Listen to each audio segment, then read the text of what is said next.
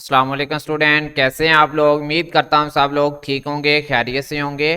तो स्टूडेंट, आज की इस वीडियो में हम बात करेंगे CS301P असाइनमेंट 2 सॉल्यूशन 2025। ये असाइनमेंट 2 है 2025 की, और इसकी जो ड्यू डेट है ये है 30 जून 2025। 20 नंबर की असाइनमेंट है और 30 जून तक आप लोगों ने इसको सबमिट करवा लेना है। प्रैक्टिकल का ये सब्जेक्ट है। अगर कोई स्टूडेंट मुझसे ये असाइनमेंट बनवाना चाहता है या CS की कोई भी असाइनमेंट बनवाना चाहता है या क्विज वगैरह करवाना चाहता है तो सामने स्क्रीन पे मेरा व्हाट्सएप नंबर है, इस पर आप रब्ता कर सकते हैं। इस असाइनमेंट को आपने .cpp फाइल जमा करवानी है, .cpp फाइल, ठीक है। और आपके टीचर ने तकरीबन ही कोड खुद दे दिया है। उस कोड के अंदर कोड लिखना है, कैसे लिखना है ये सारा मैं आपको सिखा दूंगा। अब यहाँ पे बात ये है कि कुछ बच्चों को नहीं पता कि अपनी असाइनमेंट को ओपन ही कैसे करना है। उन्होंने डाउनलोड कर ली है अपने लैपटॉप के अंदर, लेकिन उनको ये नहीं पता कि आप इस फोल्डर को ओपन कैसे करें। तो ये एक जिप फोल्डर है आपकी असाइनमेंट, इसको आप डाउनलोड करें WinRR, ठीक है। इसको डाउनलोड के बटन पे क्लिक करेंगे तो ये 15 या 20 MB का है, डाउनलोड हो जाएगा। फिर आपने इसको कर लेना है इंस्टॉल। जब ये इंस्टॉल हो जाए ना तो इसकी मदद से आप किसी भी फाइल को अनजिप कर सकते हैं जो जिप होती है, ठीक है। अब आप WinRR डाउनलोड कर लें और इसको इंस्टॉल कर लें, ये कुछ इस तरह से नजर आता है, ठीक है। WinRR ऐसे इंस्टॉल कर लेना। फिर आपने असाइनमेंट तो डाउनलोड कर ली होगी अपने LMS से, जो कि कुछ इस तरह से दिखाई दे रही है, स्प्रिंग 2025 CS301P, ठीक है। अब यहाँ पे बेसिकली CS301 प्रैक्टिकल असाइनमेंट 2 है ये। आपने यहाँ पे जब WinRR इंस्टॉल कर लिया तो इसके ऊपर खुद ही बन के आ जाता होता है टाइप इसकी। तो आपने इसको एग्जैक्ट टू स्प्रिंग 2025 इसके ऊपर क्लिक करके इस तरह का एक नॉर्मल फोल्डर बना लेना है। ये नॉर्मल फोल्डर में बन जाएगी जब आप जिसके ऊपर मैंने आपको कहा इसके ऊपर क्लिक करेंगे तो। चलें जी, ये नॉर्मल फोल्डर है। अब आपने क्या करना है, इसमें से ओपन कर लेनी है अपनी ये वाली फाइल भी और ये वाली फाइल भी। इसके ऊपर डबल क्लिक करेंगे तो ये आपके पास यहाँ पर डेव C++ में ओपन हो जाएगी, जैसा कि मेरे पास ओपन हो चुकी है। ये देखें, डेव C++ के अंदर आपके टीचर की ये क्वेश्चन फाइल है। असाइनमेंट 2 टेम्पलेट CS301P के नाम से टीचर ने एक आपको सोर्स कोड ही दे दिया है। ये देखें, इसमें कोड, बहुत सारा कोड टीचर ने खुद ही दिया हुआ है।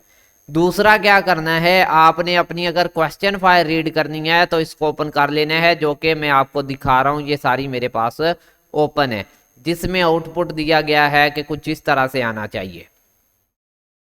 अब हम बात करेंगे कि इसमें आपने चेंज क्या करना है, ठीक है।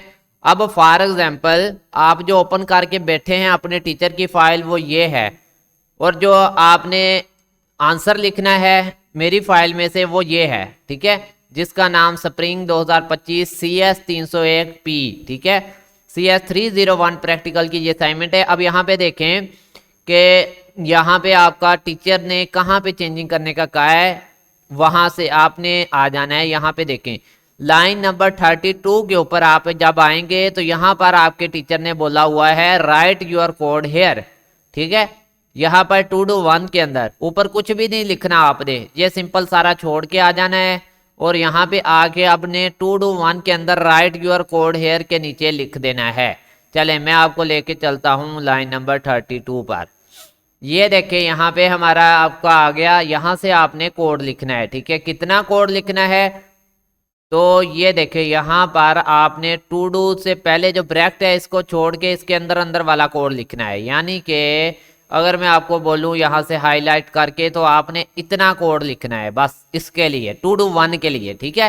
राइट योर कोड हेयर, इसको चाहे तो डेल कर दे चाहे तो ना डेल करें, आपकी अपनी मर्जी है। आपने इतना कोड 2 to 1 के लिए लिखना है, जो कि आपकी असाइनमेंट की क्वेश्चन फाइल के अंदर ये 2 to 1 है ना। तो इस ब्रैकेट से पहले पहले आपने यहाँ पे कोड लिखना है, कौन सा, ये वाला। ये देखिए मैं इसको ना, अब कलर ये इस तरह से आ रहा है, कोई और कलर होता ना तो अच्छा ही होता। यहाँ पे कलर ऑप्शन नहीं है, वो अलग से सेटिंग करनी पड़ेगी व्यू में जाके। तो चले ये देखें, ये कोड आपने लिख लेना है, ये इतना कोड 2 to 1 के लिए, ठीक है। अब आप इसको मैं जूम कर देता हूँ और जूम कर देता हूँ, ये इतना कोड आप लिखें। चलें जी, ये उम्मीद है कि आपने 2 to 1 के लिए इतना कोड लिख लिया होगा। अब आपका आ गया यहाँ पे लाइन नंबर 40 के ऊपर 2 do 2, ठीक है, इसमें कोड लिखना है और इस ब्रैकेट से पहले पहले लिखना है, ठीक है। अब 2 do 2 का कोड मैं आपको यहाँ पे दिखा दूँ तो वो कुछ इस तरह से है। ये इतना सारा कोड नीचे तक इसका है, इस रिटर्न तक, ठीक है। इस रिटर्न तक आपने ये कोड लिखना है। यहाँ से शुरू हो जाए लिखना। ये एक लाइन तो आपके टीचर ने बुक नोड वाली दी हुई है ये पूरी, और ब्रैकेट भी दी हुई है जो कि यहाँ पे है। आपने यहाँ से लिखना शुरू करना है, राइट योर कोड हेयर से नीचे 2 do 2 के सामने। ये देखिए 2 do 1 तो आपने कर लिया ना, अब 2 do 2 के सामने आपने यहाँ पे राइट योर कोड हेयर के नीचे यहाँ से स्टार्ट करें, इसको लिखें। अब मैं बता दूंगा कहाँ तक लिखना है, ठीक है। पहले आप इतना लिख लें जितना मैंने हाईलाइट किया है, ये देख लें, इतना लिखें आप लोग। उम्मीद है कि आपने इतना लिख लिया। अब आप लोग यहाँ से इतना कोड लिखें, उम्मीद है कि आपने ये भी लिख लिया। अब आपने ये रिटर्न तक सारा कोड इतना लिखना है। ये 2 do 2 आपका पूरा हो गया। ये ब्रैकेट आपकी ऑलरेडी आपके टीचर ने दी हुई है, इसलिए मैंने हाईलाइट नहीं की। ये देखें, समझ आ गई बात। अब सेकंड टास्क का भी कोड आपने लिख लिया। अब आप आ जाएं अपने ही क्वेश्चन फाइल के अंदर 2 do 3 के नीचे, यहाँ पे आपने कोड लिखना है, ठीक है।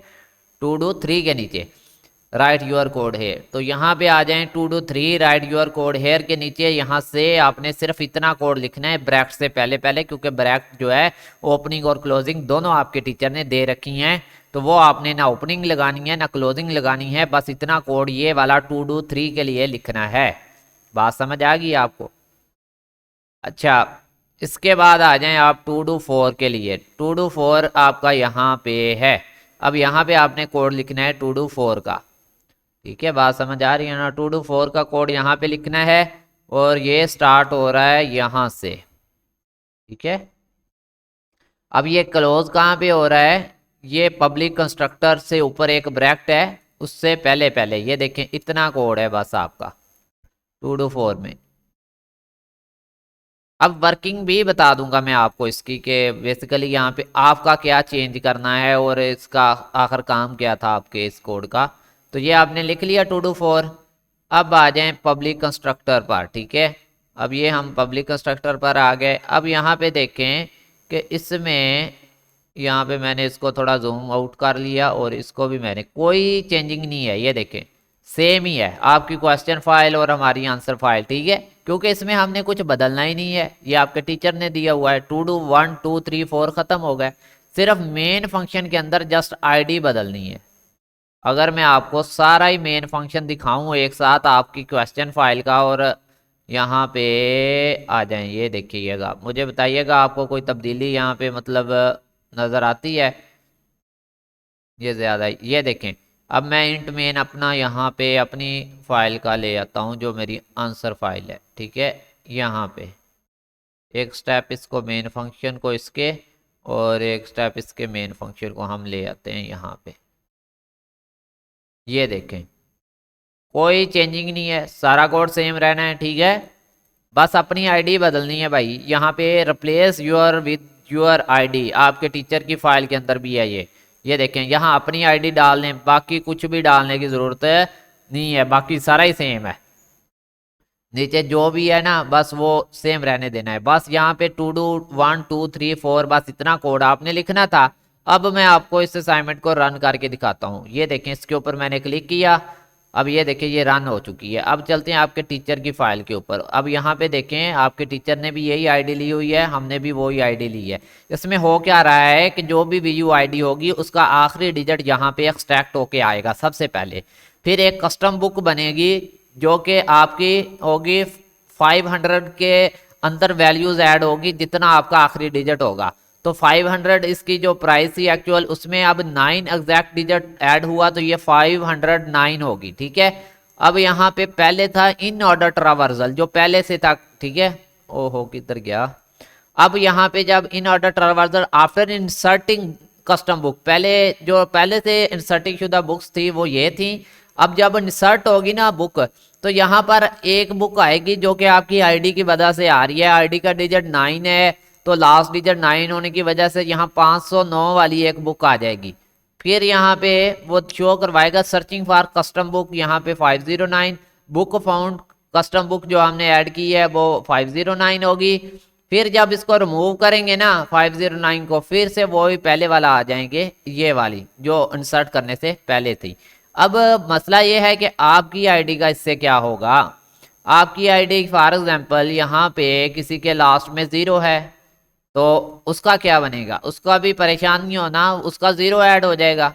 यानी कि उसका आउटपुट जो है, जितने लोगों का 0 होगा लास्ट में उनका आउटपुट सेम आएगा कि उनका 500 ऐड होगा, ठीक है। लेकिन ये आईडी यहाँ पे पीछे तो सबकी डिफरेंट ही होगी ना, अगर 0 सभी के लास्ट में आ रहा है 2-4 बच्चों के, लेकिन पिछली आईडी डिफरेंट होने की वजह से आपका आउटपुट यहाँ पे डिफरेंट होगा, बाकी सारा सेम रहेगा। फिर इसके बाद अगर फॉर एग्जाम्पल किसी की आईडी यहाँ पे है 5 है, ठीक है, तो फिर क्या होगा, फिर मैं आपको बताऊं तो यहाँ पे आपने आउटपुट कैसे मैच करनी है।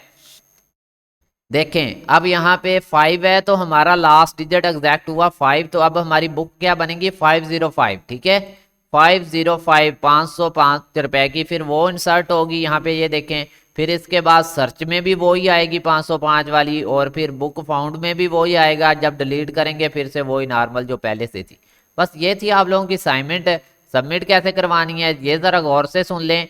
जब आप अपने टीचर की फाइल के अंदर सारा कुछ लिख लें, ये टीचर की फाइल रन करूंगा ये नहीं रन होगी क्योंकि इसमें वो कोड नहीं है पूरा, ठीक है, ये देखें इसमें वो सारा कुछ मिसिंग है, ये देखें। लेकिन जब हमारी फाइल रन करेंगे जिसमें कोड है, तो ये जब आप कोड लिख लेंगे ना अपने टीचर की फाइल में, आपकी भी प्रॉपर रन होगी। जब आपने अपने टीचर की फाइल के अंदर कोड सारा लिख लिया तो फिर आप फाइल के बटन पे जाएं, सेव एज के ऊपर क्लिक करें, इसका जो भी नाम रखें आपकी मर्जी है, ठीक है। अपनी आईडी रख लें, जैसे कि मैं एक नाम देता हूं फॉर एग्जांपल BC1235679, ठीक है, और असाइनमेंट 2 है मेरी, बल्कि मैं साथ में लिखता हूं कि CS मेरी कितनी है, ये 301P है, असाइनमेंट 2 है, साल 2025 है, ठीक है। इस तरह से इतना नाम रख के आप सबमिट करवा सकते हैं, ये कोई मुश्किल नहीं है। लेकिन मैंने आपको समझा दिया कि कोड कहाँ से टाइप करना है। अगर फिर भी कुछ स्टूडेंट होते हैं जिनको बात समझ नहीं आती, तो फिर आप सारा कोड लिख लें, अगर आपको बात समझ नहीं आई तो ये सारा कोड बैठ के लिखें। लेकिन बात वही है कि टीचर वाला कोड यूज़ कर लेंगे तो आपके लिए अच्छा रहेगा। अगर नहीं आपको समझ आती तो भाई फिर पूरा कोड लिख लो, ये लो सारा कोड मैंने दिखा दिया है आपको। यहाँ से थोड़ा कोड साइड से आ रहा था, यहाँ पे अपनी आईडी बदल लेना। ये उन लोगों के लिए जिनको बात समझ नहीं आ रही, जो कहते हैं कि सर हमसे जो फोल्डर नहीं ओपन होता, हमें नहीं पता, हमें तो पूरा सोल्यूशन दिखाएं। तो ये पूरा है भाई, आप इसको देख लें, वरना आपके टीचर वाला ही है ये देख लें। मैं आपको पहले ही बता चुका हूँ कि बस थोड़ा सा कोड लिखना था, बाकी आपके टीचर वाला ही है। ओके जी, उम्मीद है कि आप असाइनमेंट बना लेंगे। मिलते हैं न्यू वीडियो में, तब तक के लिए अल्लाह हाफिज़, फी मानिल्लाह, अपना ख्याल रखिएगा।